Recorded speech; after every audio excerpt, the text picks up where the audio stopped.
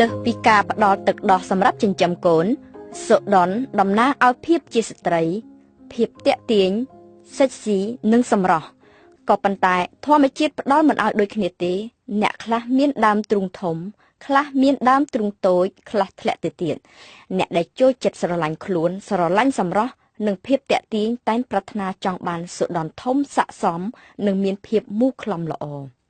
ថ្មីត្បិតតែធម្មជាតិមិនអនុញ្ញាតឲ្យមានសម្រាប់ស្ត្រីខ្លះក៏ប៉ុន្តែបច្ចុប្បន្ននេះគេអាចកែច្នៃបានដោយវិធីផ្សេងៗមានជាអាចលាបថ្នាំលេបចាក់បូមឬក៏ឈានទៅដល់ការវះកាត់តែម្ដងក៏ប៉ុន្តែការកែច្នៃសម្ផស្សនេះមិនប្រកាសថាមានជោគជ័យ 100% ដោយបំណងប្រាថ្នាឡើយមិនបានដោយប្រាថ្នាផងនិងអាចជួបគ្រោះថ្នាក់ធ្ងន់ធ្ងរដល់ជីវិតទៀត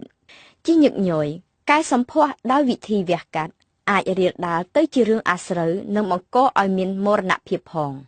នៅប្រទេសបារាំងដែលល្បីថាមានជំនាញខាងវះកាត់ជឿនលឿនក៏មិនអាចគេចផុតអំពីបញ្ហាគ្រោះថ្នាក់និងរឿងអាស្រូវនេះដែរ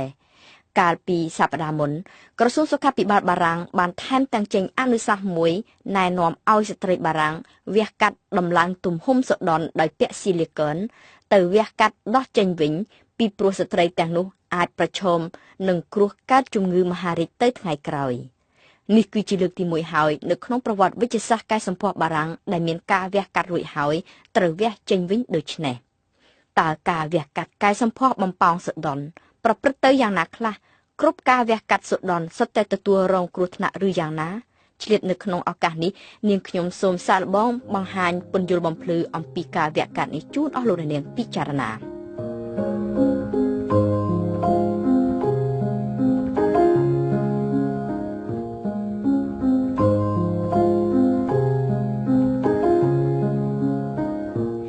ការវះកាត់ដំឡើងទំហំសុដនឬក៏ដើមទ្រូងត្រូវធ្វើឡើងជាលើកទី1នៅក្នុងឆ្នាំ1865ដោយស្ត្រីជនជាតិអាល្លឺម៉ង់កាលនោះពុំទាន់មានផលិតផលអ្វីសម្រាប់មកញាត់បំប៉ោងដាក់ក្នុងសុដនទេគេត្រូវវះយកដុំខ្លាញ់ស្លូតរបស់ស្ត្រីជនជាតិស្បែកខ្មៅមកដាក់បន្ទប់នៅក្នុងសុដនស្រីស្បែកសជាច្រើនឆ្នាំក្រោយមកពលគឺនៅក្រោយសង្គ្រាមលោកលើកទី2ទើបក្រុមអ្នកស្រាវជ្រាវវិទ្យាសាស្ត្របានរកឃើញផលិតផលស៊ីលីកនចាក់បញ្ចូលដោយផ្ទាល់ទៅបំប៉ោងសុដនស្ត្រីពេទ្យាចារ្យជប៉ុនដោយសារតែភាពជឿនលឿនផ្នែកវិទ្យាសាស្ត្រគេបានរកឃើញនឹងផលិតស៊ីលីកនបំប៉ោងសុដនបានច្រើនប្រភេទក៏ប៉ុន្តែមានតែពីរប៉ុណ្ណោះដែលអនុញ្ញាតឲ្យធ្វើចរាចរណ៍នៅលើទីផ្សារបារាំងទី1គឺជាស៊ីលីកនដែលមានផ្ទុកទៅដោយសារធាតុទឹកឬលបាយសេរ៉ូមហ្វីស៊ីយ៉ូឡូស៊ីកកញ្ចប់ស៊ីលីកនប្រភេទនេះមានលក្ខណៈអនុគ្រោះខ្លាំងជាធាតុរាវនៃសរីរាង្គរបស់មនុស្សក្នុងករណីមានការបែកប្រេះឬធ្លាយខ្លួនប្រាណយើងអាចស្រូបយកសារធាតុទឹកនេះបានដោយមិនបង្កគ្រោះថ្នាក់ដល់សុខភាពទេក៏ប៉ុន្តែស៊ីលីកនប្រភេទនេះមានតម្លៃថ្លៃតែងាយបែកធ្លាយនិងងាយប្តូរទម្រង់ហើយមិនតែប៉ុណ្ណោះបង្កើតជាស្នាមរលោកនៅក្រោមស្បែក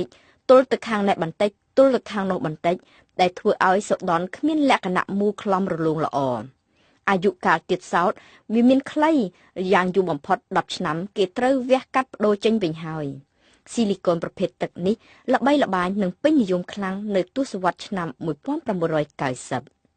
ប្រភេទទី2គឺជាដុំស៊ីលីកនដែលធ្វើឡើងដោយហ្សែលខាប់ស្អិតស៊ីលីកននេះមានសភាពធន់ខ្លាំងងាយធ្វើការវះកាត់ញាត់បញ្ចូលទៅក្នុងសុដនមិនងាយប្រេះធ្លាយនិងធ្វើឲ្យសុដនមានលក្ខណៈដូចធម្មជាតិតែម្ដង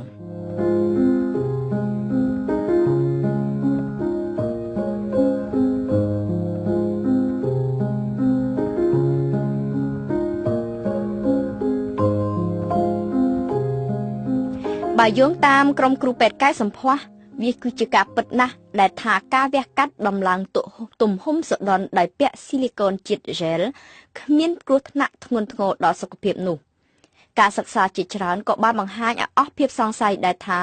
ស៊ីលីកនហ្សែលមិនបង្កឲ្យមានជំងឺសន្លាក់ឆ្អឹងទេហេតុដូច្នេះហើយទើបបានជាទីភ្នាក់ងារសុវត្ថិភាពសុខភាពរបស់ក្រសួងសុខាភិបាលបារាំងបានអនុញ្ញាតឲ្យមានការធ្វើចរាចរណ៍ស៊ីលីកនហ្សែលនេះឡើងវិញនៅក្នុងឆ្នាំ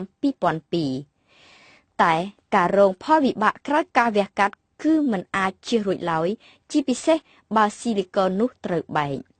សូមបញ្ជាក់ថាស៊ីលីកនប្រភេទ gel នេះគ្មានការកំណត់ពេលវេលានៃការប្រើប្រាស់ទេគឺផលវិបាកលេចឡើងនៅលើខ្លួនស្ត្រីជាអ្នកពាក់វាជាអ្នកកំណត់បើតាមទីភ្នាក់ងារសុវត្ថិភាពសុខភាពបារាំងដដែលដោយមិននិយាយអំពីការរំខាននៅក្នុងការបំបៅដោះកូនសម្រាប់ស្ត្រីពាក់ស៊ីលីកូនជាសារធាតុ gel ផលវិបាកដែលគេជួបញឹកញាប់មានជាអាចការកកើតដុំជាលីកានៅជុំវិញស៊ីលីកូនដែលយូរទៅអាចបង្កឲ្យមានការឈឺចុកចាប់យ៉ាងខ្លាំងរហូតទាល់តែវះកាត់ជាថ្មីបើក្នុងករណីមានការប្រេះធ្លាយឬបែកវិញទោះដោយការប៉ះទង្គិចក្តីដោយភាពចាស់ជរារបស់ស៊ីលីកូនក្តីនោះវានឹងបង្កឲ្យមានការរលាកឬក៏ឡើងកូនកណ្ដុរទីភ្នាក់ងារសុវត្ថិភាពសុខាភិបាលបារាំងនៅតែមានក្តីព្រួយបារម្ភជានិច្ចចំពោះសំណួរមួយថាក្នុងអនាគតដ៏យូរការវះកាត់ដាក់ស៊ីលីកូនប្រភេទ gel នេះបំប៉ោងសូដនអាចងាយឲ្យមានគ្រោះថ្នាក់កើតជំងឺមហារីករហូតមកទល់នឹងពេលនេះពុំទាន់មានភស្តុតាងគ្រឹះនិងច្បាស់លាស់ណាមួយបញ្ជាក់អំពីគ្រោះឈានទៅរកជំងឺមហារីកព្រោះស៊ីលីកូនក៏ដោយ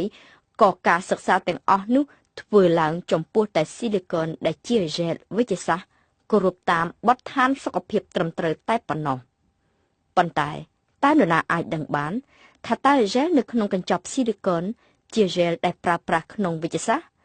នេះហើយគឺជាករណីរឿងអាស្រូវផ្ទុះឡើងនៅឯស្រុកបារាំងស៊ីលីកូនរបស់ក្រុមហ៊ុនសហគ្រាស PIP បារាំងដែលល្បីល្បាញនឹងធ្វើចរាចរណ៍ដល់ទៅ 80% នៅឯបរទេសមានតម្លៃថោកជាងស៊ីលីកូនម៉ាកផ្សេងទៀតតាមការពិតទៅនោះគឺជាស៊ីលីកូនដែលមានផ្ទុកទៅដោយ gel ឧស្សាហកម្មមិនមែនជា gel ប្រើនៅក្នុងវិទ្យាសាស្ត្រទេពេលនេះក្រុមប៉ូលីសអានតាប៉ូលកំពុងតែតាមស្វែងរកចាប់ខ្លួនប្រធានក្រុមហ៊ុន PIP នេះដើម្បីមកកាត់ទោសតាមផ្លូវច្បាប់ពីព្រោះមានស្ត្រី2នាក់ហើយដែលបានស្លាប់ព្រោះជំងឺមហារីកសូដននេះ